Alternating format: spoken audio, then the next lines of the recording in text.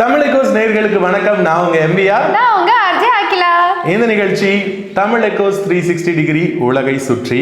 So உலகை சுற்றி சுற்றி நிறைய விஷயங்களை தேடி பார்த்துட்டு இருந்தாலும் நம்ம கொடுக்கறதுக்குள்ள எல்லாரும் வந்து ட்ரெண்டிங்காக பல விஷயங்களை டக் டக்குன்னு கொடுத்துட்றாங்க.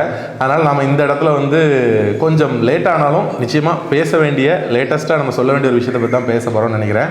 மோனோலிசா அப்படி தானே ஒரு காலத்தில் மோனோலிசா அப்படின்னு சொன்னால் எல்லாருமே வந்து பாட்டுனே வருதா மோனா மோனா மோனா மோனா அந்த மாதிரி. இது வந்து என்ன படம்? ரஜினிகாந்த் படம் லிங்கா.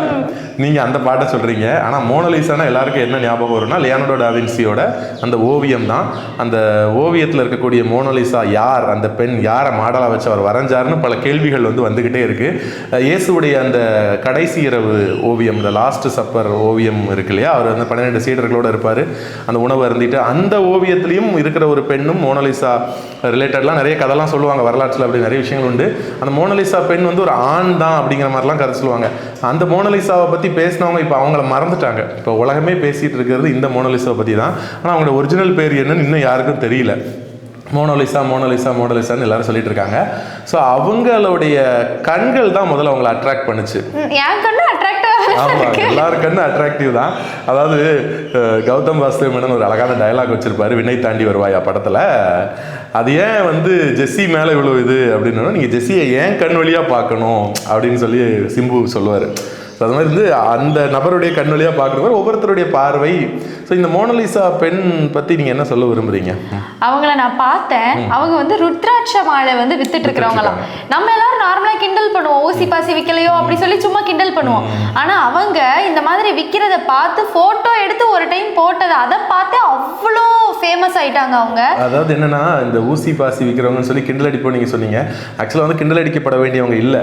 உலகத்தோடைய நாடோடி இனங்களில் ஒரு முக்கியமான இனம். அவங்க வந்து பெரிய ஆசைலாம் கிடையாது. எங்கே வேணாலும் அவங்க போவாங்க, எங்கே வேணாலும் வாழ்வாங்க. அந்த ஊரில் போய் அங்கேயே வந்து பொருளை உற்பத்தி பண்ணி அங்கேயே விற்று அங்கேயே சம்பாரிச்சிட்டு குழந்தை குட்டிகளை பெற்று வளர்த்து அடுத்தடுத்துக்கு போயிடுவாங்க. நம்ம இன்னைக்கு வந்து குழந்தைங்களை வந்து ஹைஜீனாக வைக்கிறோங்கிற பேரில் ஏகப்பட்ட இது போடுறோம். ஆனால் வந்து தும்முனா நோய் வந்துடுது. ஆனால் அந்த குழந்தைங்க மணல்லையே தான் விளையாடுவாங்க, அங்கேயே தான் கிடப்பாங்க. பெரும்பாலும் வந்து அவங்களே தான் பிரசவம் பார்த்துக்கிறாங்க. இப்படி எல்லாமே இருந்தாலும் அவங்க ரொம்ப ஆரோக்கியமாக இருக்காங்க. அது மட்டும் இல்லாமல் அவங்கள சொல்லுவாங்க உலகத்திலேயே முதல்ல ஹேண்ட்பேக் போட்ட பரம்பரை அவங்க தான் அப்படின்னு சொல்லுவாங்க. அந்த காலத்திலேயே ஹேண்ட்பேக் வந்து அவங்க யூஸ் பண்ணாங்க அப்படின்னு சொல்லிட்டு. இதில் வந்து பார்த்தீங்கன்னா இந்த மோனோலிசா பெண்ணை பற்றி தேடி பார்க்கும்போது நான் தெரிஞ்சுக்கிட்ட விஷயம் என்னென்னா, அவங்க உத்தரப்பிரதேச மாநிலத்திலேருந்து வந்ததாக சொல்கிறாங்க. அங்கே தான் அது நடந்துட்டு இருக்கு. கும்பமேளா, மகா கும்பமேளாங்கிறது 144 வருஷத்துக்கு ஒரு தடவை நடக்கும். கிட்டத்தட்ட 40 கோடி பேருக்கு மேலே கூடக்கூடிய ஒரு இடம். பிப்ரவரி பாதி வரைக்கும் அது நடக்குது. ஸோ இந்த பெண்ணை வந்து யாரோ ஃபோட்டோ எடுத்து போட்டு அந்த பொண்ணு வந்து பயங்கர ட்ரெண்ட் ஆகி எல்லாருமே போய் அவங்கள வந்து ஃபோட்டோ எடுக்க குவிஞ்சிருக்காங்களாம். இப்போ இவங்கள போட்டோ எடுக்கிறதுக்காகவே இந்த கும்பமேளாக்கு நிறைய பேர் போறாங்களாம். அதுலயும் வந்து பாத்தீங்கன்னா இன்னைக்கு ஒரு ரீல்ஸ் வந்துச்சு எனக்கு. ஒரு ஆட்டோக்காரர் அவங்களோட ஸ்டிக்கர் ஆட்டோல ஒட்டிட்டு இருக்காரு. எல்லாரும் அப்படி ஃபேமஸ் ஆயிரும். ஒரு காலத்துல சில்க் சுமிதா ஸ்டிக்கர் ஒட்டுவாங்க, அப்புறம் நயன்தாரா அப்படி வந்துச்சு. இப்போ இவங்களோட போட்டோ ஒட்ட ஆரம்பிச்சிட்டாங்க. இதுல என்ன ஆயிட்டுன்னா, ஒரு கட்டத்துல முதல்ல அவங்களுக்கு கொஞ்சம் சந்தோஷமா இருந்திருக்கு. ஏன்னா எல்லாரும் நம்மளை பாக்குறாங்க, வந்து போட்டோ எடுக்கிறாங்கன்னு ஆர்வமா இருந்திருக்காங்க. அப்புறம் வந்து இடிக்கிறது, உரசுறது, தொல்லப்படுத்துறது தொடரவும் நமக்கே வந்து பாத்தீங்கன்னா, நான் வந்து பெரிய பிரபலங்களை பார்க்கும்போது டக்குன்னு போய் அவங்கள்ட்ட போட்டோ எடுக்கணும்னு கேட்க மாட்டேன். ஏன்னா ஒரு 2-3 வருடம் வந்து திரைத்துறையிலையும் டிவியிலையும் ஒர்க் பண்ணப்போ அவங்கள பார்த்தப்போ அவங்களுக்கு எவ்வளோ இரிட்டேட்டிங்காக இருக்குன்னு தெரியும். இப்போ பார்த்தாலும் ஃபோட்டோன்னு கேட்கும்போது அவங்களுக்கு இரிட்டேஷனாக தான் இருக்கும். சமீபத்தில் இளையராஜா வந்து சொன்னாங்க அவர் செல்ஃபி எடுத்தால் கோவப்பட்டாருன்னு. ஆனால் இப்போ திருநெல்வேலிக்கு வந்தப்போ வந்து பார்த்தீங்கன்னா நிலையப்பர் கோயிலில் நிறைய பேர் கூட ஃபோட்டோ எடுக்க வந்தாங்க. செல்ஃபி வேண்டாம், ஆனால் நான் நின்று ஃபோட்டோ எடுத்துக்கிறேன்னு சொல்லி ஃபோட்டோ எடுத்துக்கிட்டேன். நீங்கள் அவங்களோட பாயிண்ட் ஆஃப் வியூலேருந்து பார்க்கும்போது தான் தெரியும் அது எவ்வளோ இரிட்டேஷனான ஒரு விஷயம். ஸோ அந்த பொண்ணுக்கு ஒரு வாரத்துக்கு அப்புறமாவே அது ஃபீல் ஆக ஆரம்பிச்சிட்டு, அப்போ என்ன பண்ணியிருக்காங்க, முதல்ல மாஸ்க் போட்டு அந்த பொண்ணு போயிருக்கு. அப்பவும் கண்ணை வச்சு கண்டுபிடிச்சிட்டாங்க, ஐஸ்வர்யா ராய் கண்ணு மாதிரியே இருக்குது அப்படின்னு சொல்லிட்டு. அதுக்கப்புறம் என்ன பண்ணியிருக்கு, முக்காடு போட்டு இருந்திருக்கு. அப்புறமும் கண்டுபிடிச்சிட்டாங்க. அப்புறம் என்ன பண்ணுன்னு தெரியாமல் ஒவ்வொரு தடையும் அவங்கள துணியை போட்டு காப்பாற்றி கொண்டு போகிறது ஒரு பெரிய வேலையாக இருந்திருக்கு. எனக்கு வந்து பராசக்தி படத்தில் சிவாஜி சொன்ன அந்த டயலாக் தான், ஓடினேன் ஓடினேன் வாழ்க்கையின் ஓரத்திற்கே ஓடினேன் மாதிரி இந்த பொண்ணு ஓடிக்கிட்டே இருக்குது. இதில் என்ன ஒரு சோகம் கேட்டிங்கன்னா, இவ்வளோ விஷயம் நடந்திருக்கு, ஒருத்தன் கூட ஒரு பாசி மணி வாங்கலை, ஊசி மணி வாங்கலை, அந்த உத்ராட்ச மாலை வாங்கலை. எல்லாரும் வந்து ஃபோட்டோ எடுக்கணும்னு நினச்சாங்க, ட்ரெண்ட் ஆகணும்னு நினச்சாங்களே தவிர அவங்களோட பிஸ்னஸை டெவலப் பண்ணதுக்கு யாருமே யோசிக்கல. அந்த ஒரு பெண், அவங்க ஒரு 16 18 வயசு இருக்கலாம் பார்த்தா, அந்த ஒரு சின்ன வயசில் அந்த பெண் வந்து இவ்வளோ தூரம் வந்து குடும்பத்தை விட்டு ரொம்ப தள்ளி வெளியூருக்கு வந்து இவ்வளோ பெரிய ஒரு கும்பலோடு இருக்கிற இடத்துல வந்து அவங்க ஒரு ரொம்ப ரிஸ்க் எடுத்து ஒரு தொழில் பார்த்து சம்பாரித்து காப்பாற்றணும்னு நினைக்கிறாங்க. அந்த பெண்ணுடைய அந்த உழைப்பை பாராட்டாமல், அவங்களுடைய திறமையை பாராட்டாமல், அந்த ருத்ராட்ச மாலையெல்லாம் எப்படி செஞ்சுருக்காங்க அந்த நுணுக்கத்தெல்லாம் பாராட்டாமல் அழகை வைத்து மட்டுமே, அதுவும் முக அழகை வைத்து மட்டுமே அவங்க மேலே இப்படி ஒரு வரவேற்பு கொடுக்கறதுங்க தப்பு. இதுக்கு ஆதரவாக எதிர்ப்பாக இணையத்தில் நிறைய விஷயம் நடந்துட்டு இருக்கு. லேட்டஸ்ட் அப்டேட் என்ன விஷயங்கள் அதில்? இப்போ இவங்களோட லேட்டஸ்ட் அப்டேட் என்னன்னா, நீங்க சொன்னீங்க நிறைய பேர் அவங்க பிசினஸ் டெவலப் பண்ண ஹெல்ப் பண்ணல அப்படின்னு. ஆனா இந்த விஷயத்துல ஹெல்ப் பண்ணலனாலும் சனோஜ் மிஸ்ரா அப்படின்ற ஒரு டைரக்டர் அவருடைய புது படத்துக்கு ஒரு ராணுவ வீரரோட மகளா இவங்களை நடிக்க வைக்கலாமா அப்படின்ட்டு ட்விட்டர்ல ஒரு கோரிக்கை வச்சிருக்காரு.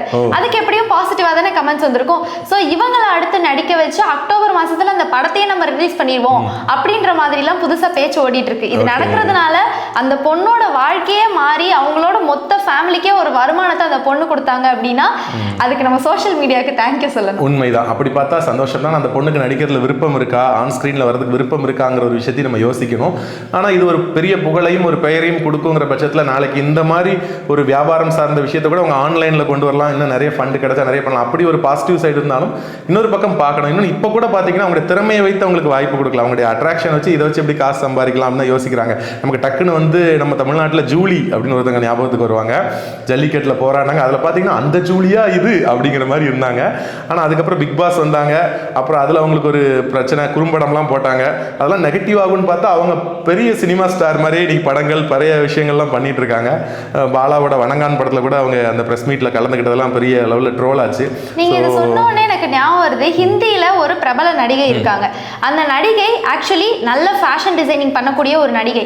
ஆனா அவங்க திறமைக்காக யாருமே அவங்கள பாராட்ட மாட்டாங்கன்னு சொல்லி அவங்க ஸ்டார்டிங்ல இருந்து ரொம்ப கான்ட்ரோவர்ஷியலான ட்ரெஸ்ஸிங் சாய்ஸஸ் அவங்க பண்ணாங்க. அப்படி பண்ணதுனால இவ இப்படி ட்ரெஸ் பண்றா, ரொம்ப ஓவர் ரிவீலிங்கா இருக்கு அப்படின்னு சொல்லி ஸ்டார்டிங்ல அவங்களுக்கு அவ்வளோ ஹேட் கமெண்ட்ஸ். ஆனா அந்த ஹேட் கமெண்ட்ஸ்னால அவங்க பாப்புலாரிட்டியை வளர்த்துக்கிட்டாங்க. இப்படி பாப்புலாரிட்டியை வளர்த்து இப்போ அவங்களுக்கு பிடிச்ச மாதிரி உண்மையா ஃபேஷன் டிசைனிங் பண்றாங்க. ரிவீலிங் சாய்ஸஸ் இல்ல. சரி, அந்த ஹீரோயின் யாரு? இந்த ஹீரோயின் பேர் வந்து உர்ஃபி ஜாவித். இவங்க வந்து டூரியன் அந்த மாதிரி படங்கள், சில ரியாலிட்டி ஷோஸ்ல எல்லாம் அவங்க நடிச்சிருக்காங்க. ஸோ பாலிவுட்ல வந்து அவங்க ஃபேமஸ் ஆகணும் ஆசைப்பட்ட துறையில ஜெயிக்க முடியாம அவங்க உடைய வச்சு கான்ட்ரவர்சி பண்ணி ஜெயிச்சிருக்காங்க. இந்த மாதிரி சில விஷயங்கள் நடக்குது. ஸோ இந்த கேரக்டர் மோனலிசா படத்தில் அவங்க தாத்தா மத்திய பிரதேசலேருந்து ஒரு பேட்டி கொடுத்துருக்காரு. என் பேத்தி இப்படி துரத்துறது வந்து எங்களுக்கு ரொம்ப வருத்தமா இருக்கு, எங்கள் தொழிலுக்காக நாங்கள் வந்தோம், எங்களை கஷ்டப்படுத்தாங்க சொல்லியிருக்காரு. இன்னும் சில பேர் என்ன சொல்லியிருக்காங்கன்னா, அவர் வாழ்க்கை ஃபுல்லாக ஊசி மணி பாசி மணி விற்றா இவ்வளோ வருமானம் வராது, ஆனால் இப்போ பாலிவுட்டில் அவங்களுக்கு ஃபேமஸ் கிடைச்சதுலாம் இந்த புகைப்படம் நல்லதா அப்படின்னு. ஸோ எல்லா பிரபலத்துலையும் வந்து நல்லது இருக்கு கெட்டது இருக்கு. இதுக்கப்புறம் அவங்க இதை எப்படி எடுத்துக்க போறாங்க அப்படிங்கிறது இதில் முக்கியமாக இருக்கு. இன்னொன்று, இதுக்கப்புறம் அவங்க நடிச்சு ஒரு படம் ஃப்ளாப் ஆயிட்டுனா அவங்களை யாருமே கண்டுக்க மாட்டாங்க, அதுவும் இருக்கு. ஸோ நம்மளை வந்து இந்த சமூகம் தூக்கி வச்சு கொண்டாடுறது. சுஜாதா சொல்லுவார், எதிர்காலத்தில் எல்லாருமே ஒரு நிமிட பிரபலமாக இருப்பாங்க அப்படின்ட்டு. அது இன்னும் சில வருஷங்கள் தான் வந்துடும். ஒரு நிமிஷத்துக்கு உங்களை பற்றி பேசுவாங்க, அப்புறம் உங்களை மறந்துடுவாங்க. ஸோ அந்த மாதிரியான ஒரு சூழ்நிலை இருந்துட்டு இருக்கு. அதில் வந்து இந்த பெண் வந்து இன்னைக்கு வந்து நம்ம எப்படி பார்த்தாலும் அவங்க மேலே நிகழ்கிறது ஒரு ஹராஸ்மெண்ட்டுன்னு தான் நான் சொல்லுவேன்.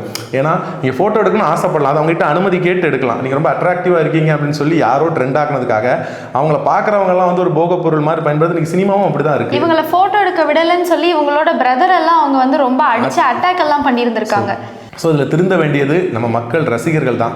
ஏன்னா ஒரு திரைப்படத்தை ஒரு கதாநாயகியை ஒரு பாத்திரமாக பார்க்கணும். இன்றைக்கி எப்படி நீங்கள் மற்ற துறைகள் மாதிரி தான் சினிமா துறையும், அதை வந்து நாம் வந்து மிஸ்யூஸ் பண்ணணும் அப்படின்னு நினைக்கிறது வந்து நிச்சயம் தவறு. இன்றைக்கி வந்து ஹாலிவுட்டில் வந்து பார்த்திங்கன்னா நம்ம இந்தியன் சினிமாவோட தமிழ் சினிமாவோட உடைகள் விஷயத்துலையும் சரி, காட்சிகள் விஷயத்துலையும் சரி கவர்ச்சியாக நிறைய நடிப்பாங்க. ஆனால் அவங்களுடைய இயல்பில் அந்த பெண்களுக்கு கொடுக்கக்கூடிய கதாபாத்திரம் வந்து பார்த்திங்கன்னா நல்ல போல்டாகவும் மெச்சூர்டாகவும் இருக்கும். ஆனால் இங்கே வந்து ஒன்லி அந்த கவர்ச்சிக்காக மட்டும் அவங்கள பயன்படுத்துறதுங்கிறது வந்து ஒரு தவறான செயல் தான். அதுக்கு இந்த மாதிரி அழகை வைத்து கதாநாயகியை தேர்ந்தெடுக்குங்கிற விஷயம் முதல்ல மாறணும். கதாநாயகி அந்த கதைக்கு பொருத்தமாக இருப்பாங்களா, திறமையாக இருப்பாங்களா, நடிப்பாங்களா அப்படின்னு. ஸோ இவங்களுக்கு வந்து வாய்ப்பு கொடுத்த அந்த இயக்குனர் இவங்களை வந்து நடிப்பு சொல்லி கொடுத்து நடிக்க வச்சு ஒரு நல்ல கருத்துள்ள படமாக எடுத்து அது மூலமாக இந்த மாதிரி ஒரு விளிம்பு நிலையில் இருக்கக்கூடிய மக்கள் அவங்க வாழ்க்கையில் நல்ல உயரத்துக்கு வர முடியும் அப்படின்னா இது நல்ல விஷயம்தான். ஆனால் கும்பமேளாவை பற்றி பேசுகிறத அதிகமாக இதை பற்றி பேசியிருக்காங்க. இந்த வருஷத்தில் வந்து அதிகம் பேசப்பட்ட நபர்கள் இவங்களும் வந்தாலும் வரலாம். ஸோ இது அவங்களுக்கு நெகட்டிவாக மாறாமல் பாசிட்டிவாக மாறினா சந்தோஷம்தான். இன்னைக்கு தமிழகோஸ் 360 டிகிரி உலகை சுற்றியில் ஒரு முக்கியமான விஷயத்தை பற்றி விவாதித்தோம். ஸோ இந்த மாதிரி பிரபலங்களை நோக்கி போகாமல், ப்ராப்ளம் பண்ணாமல், நல்ல விஷயங்களை பற்றி சிந்திப்போம், பேசுவோம், அதை மட்டுமே பரப்புவோம். நல்லதே நடக்கும். மீண்டும் மற்றொரு நிகழ்ச்சி வந்து உங்களை சந்திக்கிறோம். அதுவரை உங்களிடமிருந்து விடைபெறுவது உங்கள் MVR, உங்கள் அஜய் அகிலா. பாய், டாடா.